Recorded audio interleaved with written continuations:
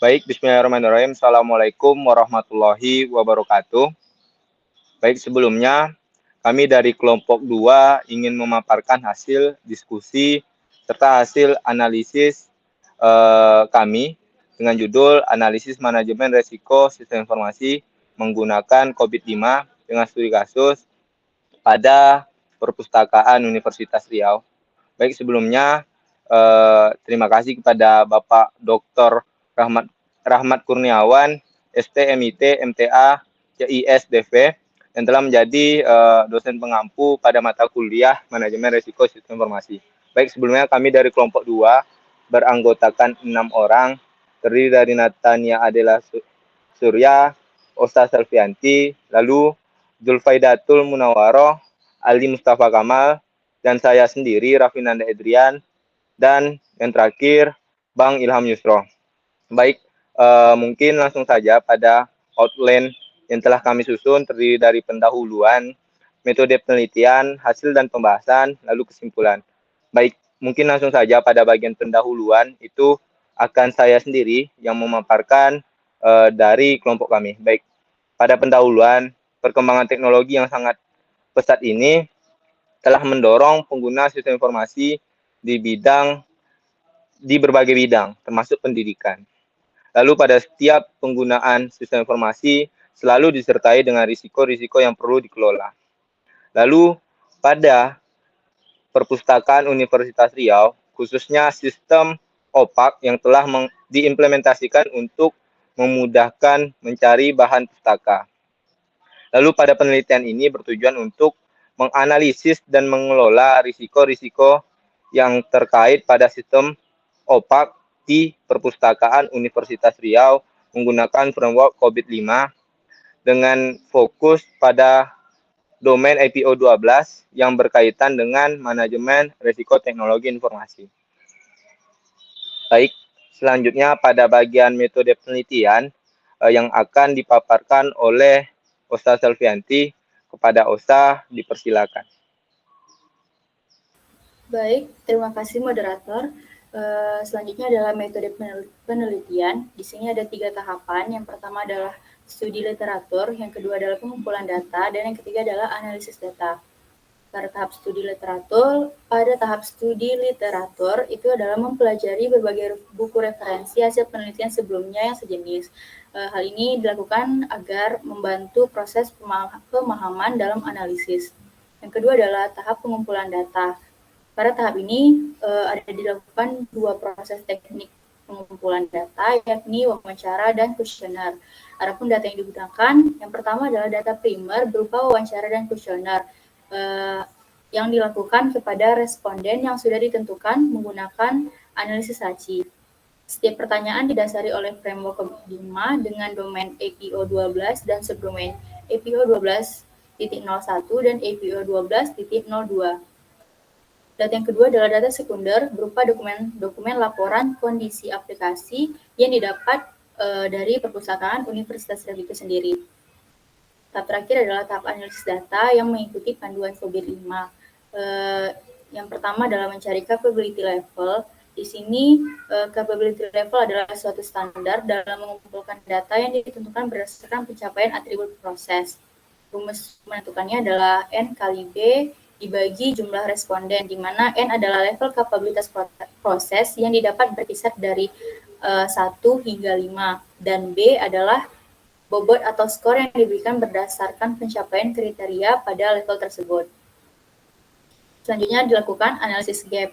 Analisis gap ini dilakukan sebagai acuan untuk perbaikan OPAK Universitas Riau pada masa yang akan datang.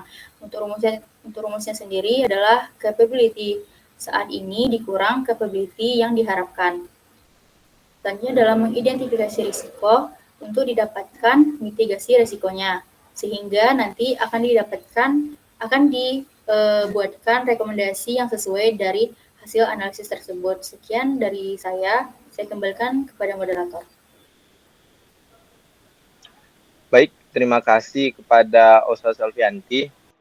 Selanjutnya pada bagian pembahasan khususnya capability dan gap yang akan disampaikan oleh Zulfaidatul Munawaroh. Kepada Zulfaidatul, dipersilakan.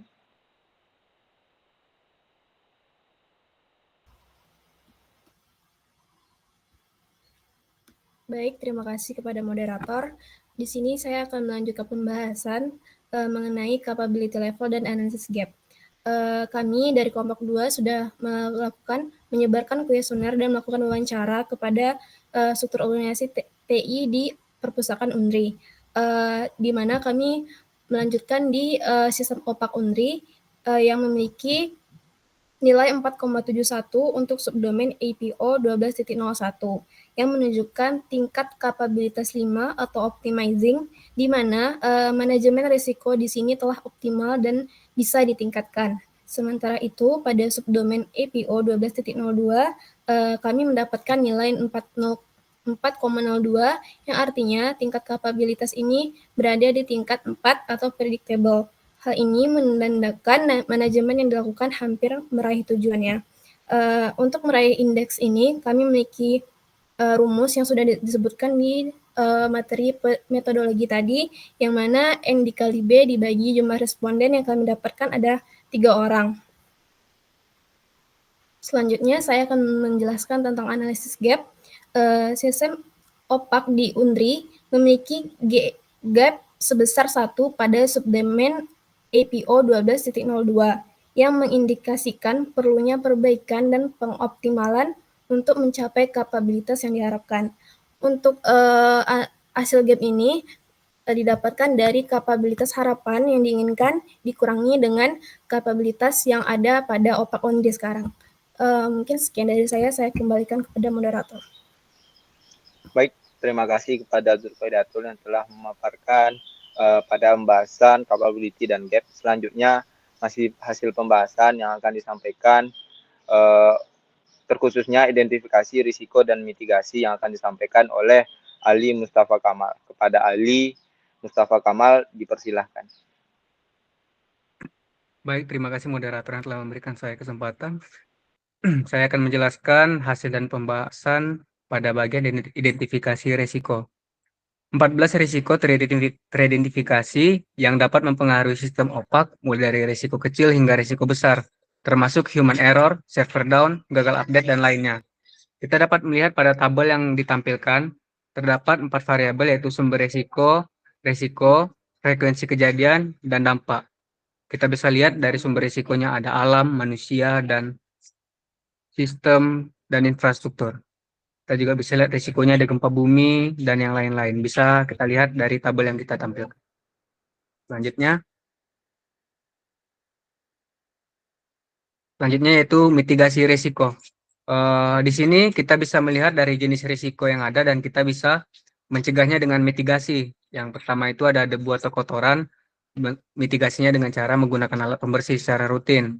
Kedua ada kelembapan, mengontrol suhu AC sesuai kondisi iklim. Terus yang ketiga ada informasi diakses oleh pihak tidak berwenang. Mitigasinya meningkatkan privasi dengan mengatur akses aplikasi hanya di lokasi kantor. Dan selanjutnya ada hilangnya data, human error, user masih memilih akses informasi, kerusakan akibat manusia, server down, gagal update, kerusakan hardware, backup failure, dan lain-lain. Bisa dilihat pada tabel yang ditampilkan pada saat ini. Mungkin sekian dari saya kembalikan kepada moderator. Baik, terima kasih pada Ali Mustafa Kamal. Selanjutnya pada hasil pembahasan rekomendasi terkhususnya yang akan disampaikan oleh Natania Adela. Pada Natania Adela dipersilahkan. Baik, terima kasih kepada moderator. Di sini saya akan menjelaskan hasil dan pembahasan rekomendasi. Adapun hasil rekomendasi yang diberikan adalah yang pertama, melakukan dokumentasi dan evaluasi saat terjadinya gangguan pada sistem serta melakukan pemantauan dan peninjauan secara berkala pada OPAK UNRI. Yang kedua, membuat sebuah tim atau manajemen tertentu dengan tanggung jawab untuk mengelola dan menyelaraskan implementasi manajemen risiko teknologi informasi. Yang ketiga, melaksanakan penilaian terhadap kinerja pegawai dan menyediakan pelatihan yang terhubung dengan implementasi manajemen risiko teknologi informasi untuk meningkatkan kemampuan sumber daya manusia yang lebih baik dalam mengelola risiko teknologi informasi. Yang keempat, meningkatkan penggunaan manajemen risiko sistem informasi dalam mengelola risiko teknologi informasi dengan lebih optimal dan efektif. Dan yang terakhir, mengoptimalkan tingkat kegiatan monitoring, tinjauan, kontrol, dan manajemen terhadap penerapan manajemen risiko sistem informasi. Sekian dari saya kembalikan kepada moderator. Baik, terima kasih kepada Natania Adela. Selanjutnya, yang terakhir pada bagian kesimpulan yang akan disampaikan oleh Bang Ilham Yusro. Pada Bang Ilham, dipersilahkan. Baik, terima kasih kepada Rafinanda yang sudah mempersilahkan saya. Saya akan menyampaikan kesimpulan.